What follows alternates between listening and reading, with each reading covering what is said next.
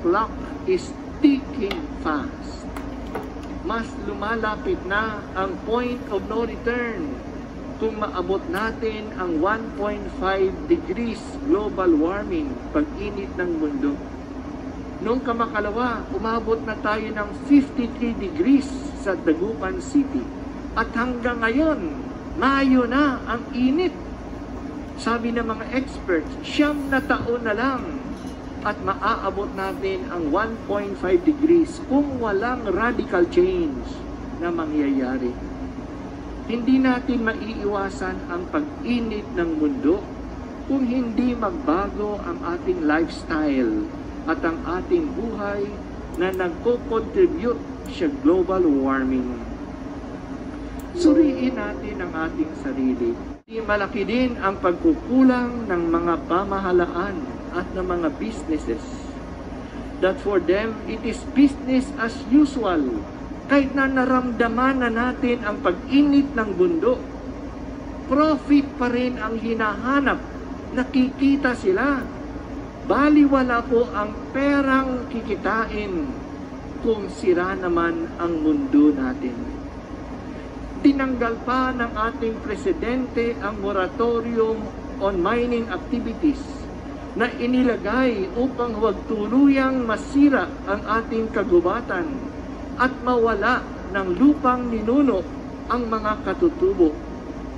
Sa ating kalagayan ngayon, hindi naman nakakatulong ang pagmimina sa bansa natin. Iilan lang ang nakikinabang dito.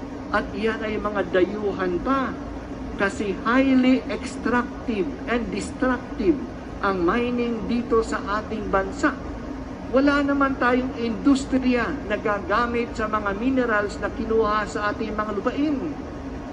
Ine-export lang yan sa ibang bansa. At sila yung gumagamit noon para maging mga implements na i-import na naman natin.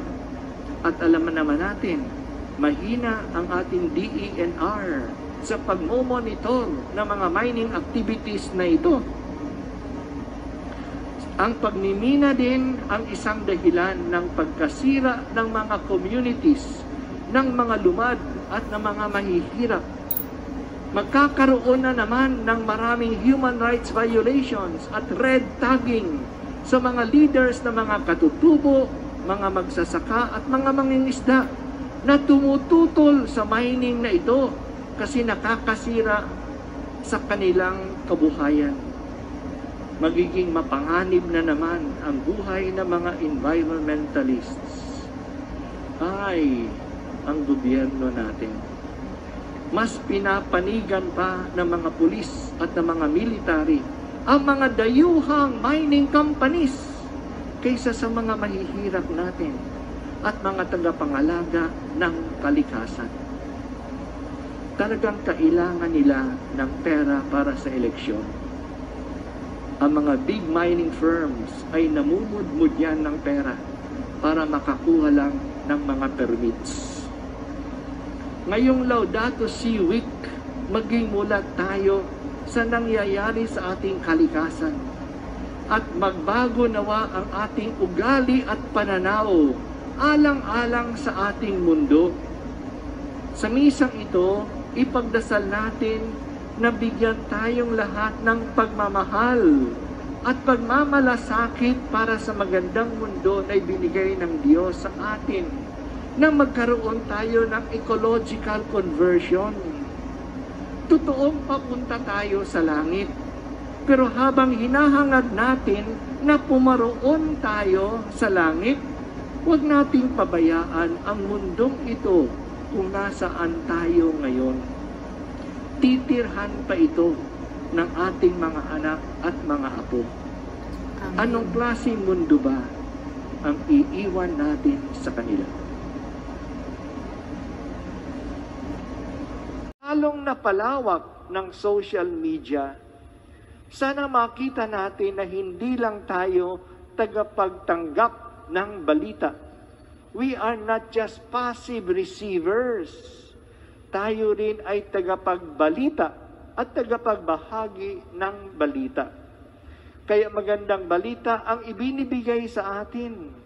Maging maingat tayo na hindi tayo magpapalawak ng masamang balita o ng maling balita. So there are three things that we should be on guard. First, let us not just be passive recipients. Huwag lang tayong manood o magbasa. Use the social media also to connect and to give.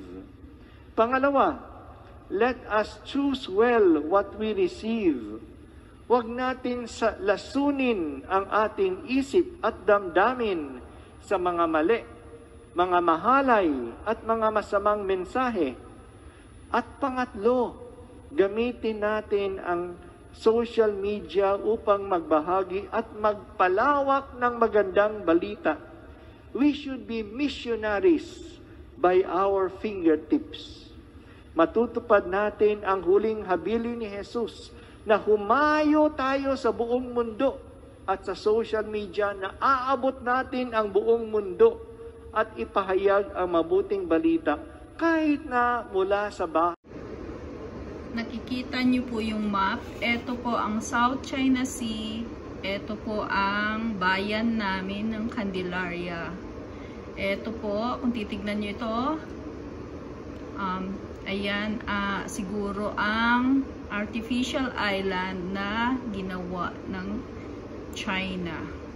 Na ngayon ay parang military yata zone na nila. Siyempre, pwede mong isipin na yung mga lupa na hinahakot nila from Santa Cruz and Candelaria, dyan dinala. Kasi po, ito ang pier na nasa maliit na barangay. Katapat lang po niyan. Saan na yan? Ayan po. Ito po siya. Ito, nakikita niyo po yan. Pier po yan.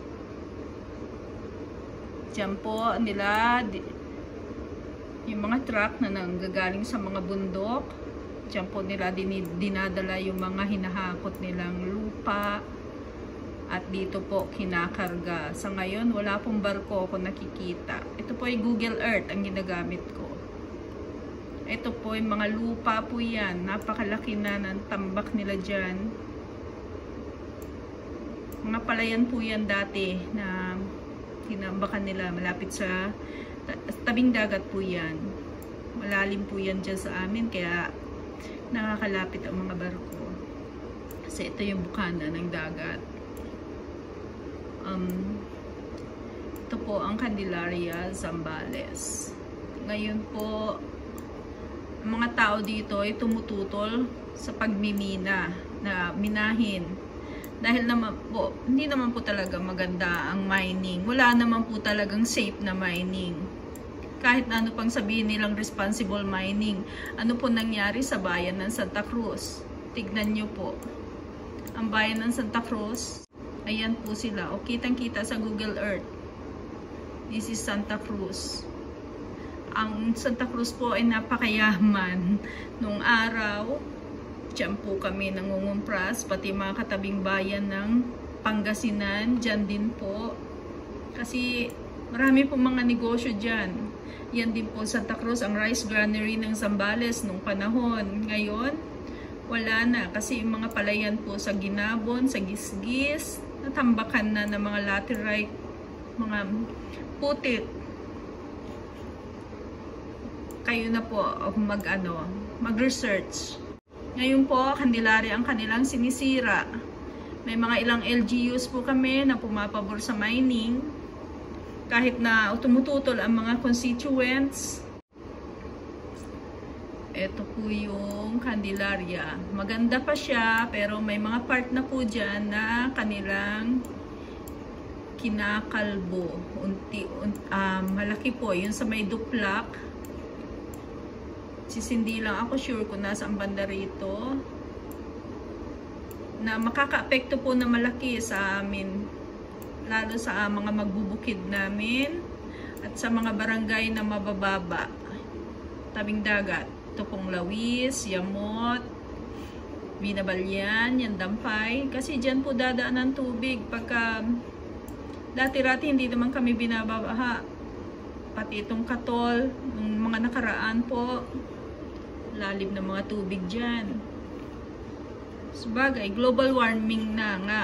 Kaya kailangan, let us do our share. Huwag nating sirain. Mas lalo sana nating pagyamanin. Magtanim na tayo. Hindi po sinisira pa po. Hinuhukay pa po. Binibigay pa sa, ewan ko, kayo na pong bahalang mag-isip, mag-analyze. Basta kami, tumututol kami sa pagmimina. These are some footages taken in the Duplac mining site. These are hauling trucks. Or taken by some of the concerned citizens of Candelaria and shared it to the group. Ang kapaligiran, pangalupain, ilog na mayaman ang nagbibigay ng walang kaubusang biyaya sa mga mamamayan. Ang mining panandalian lamang iyan, ngunit ang pinsala panahon ang bibilangin bago makapakinabangang muli. Sana inyo itong isipin. Huwag panandalian lamang. In climate crisis, the approval of mining in Zambales by LGU officials is akin to approval of mass murder by Dr. Ben Molino, another concerned citizen of Zambales.